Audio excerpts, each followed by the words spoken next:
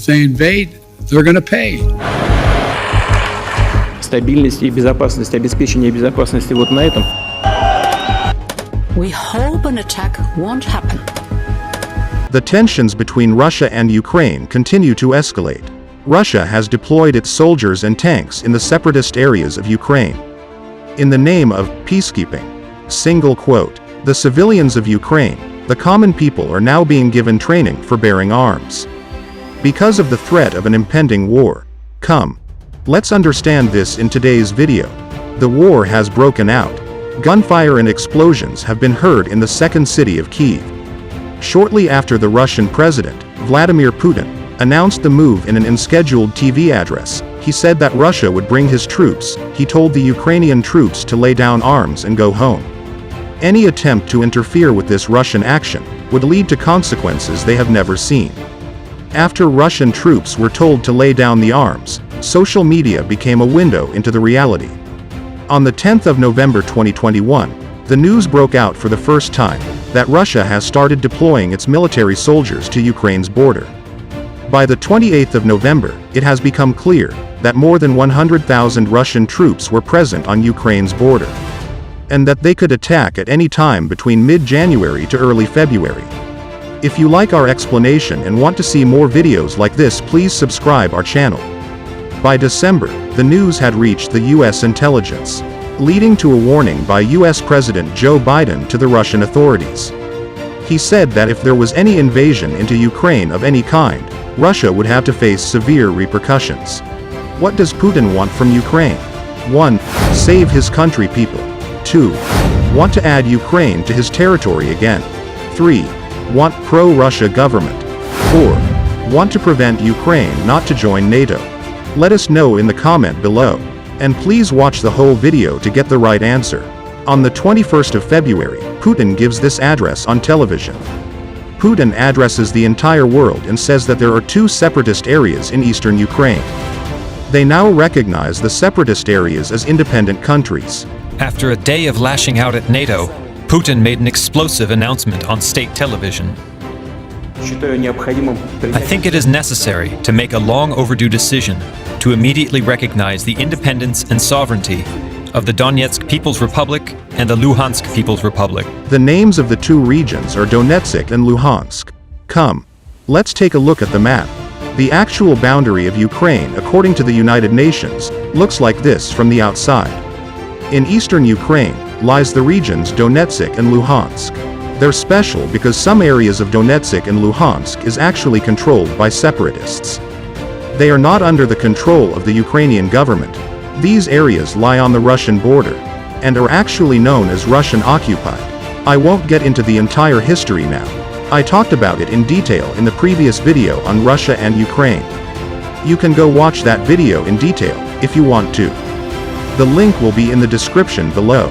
Putin said that Russia considers those Donetsk and Luhansk as independent countries, and now that Putin has sent his army to those areas.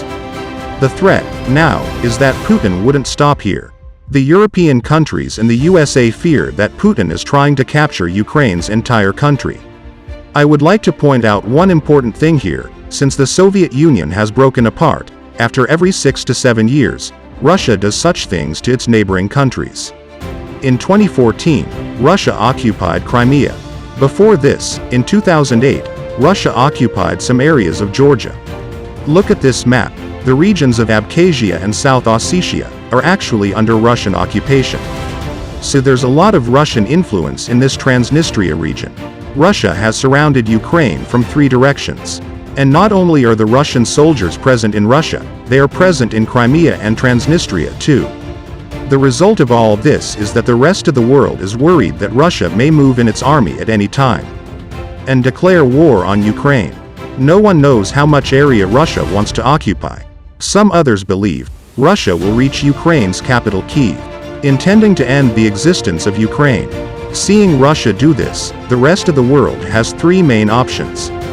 The first is that they do nothing about it. But then the danger is that if Russia is allowed to occupy Ukraine today, tomorrow, Russia may say that they want Kazakhstan, Mongolia, Slovakia, Croatia back. They continue expanding by invading all of them. If such imperialism isn't stopped, someday or the other, we will be under attack too.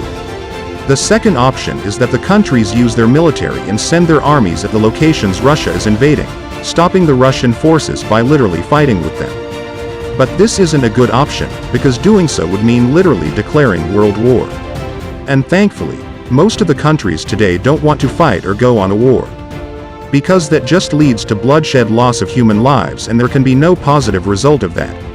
NATO has indeed deployed their military. 5,000 NATO troops have been deployed to Poland, 4,000 can be sent to countries like Romania, Bulgaria, Hungary and Slovakia.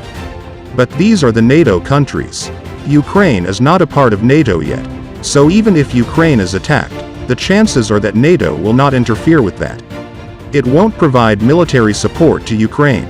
But it's for sure that NATO has tried to help Ukraine in some other ways by providing weapons, advanced weaponry, providing them financial help. At places, helmets were given. But no country is sending their soldiers to fight on behalf of Ukraine. So if there's an attack on Ukraine, the Ukrainians are alone here.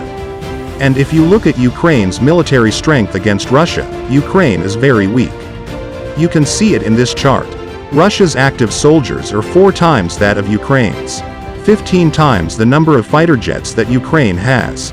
More than 5 times the number of tanks. And that's why Ukraine is considering deploying more than 250,000 of its reserve forces. Civilians are also being trained. The common people of Ukraine acknowledge this threat and to protect their country from an invasion. They are ready to fight to the bitter end. The thing you can do is you can live your life in dignity. According to estimates by the US, if there is an all-out war here, more than 50,000 civilians can be killed. Thousands of people may have to leave their homes.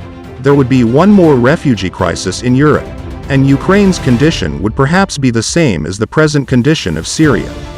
Russia has literally threatened other countries that they would use nuclear bombs if any other country goes to interfere. What other option does the rest of the world have? The third option is economic sanctions.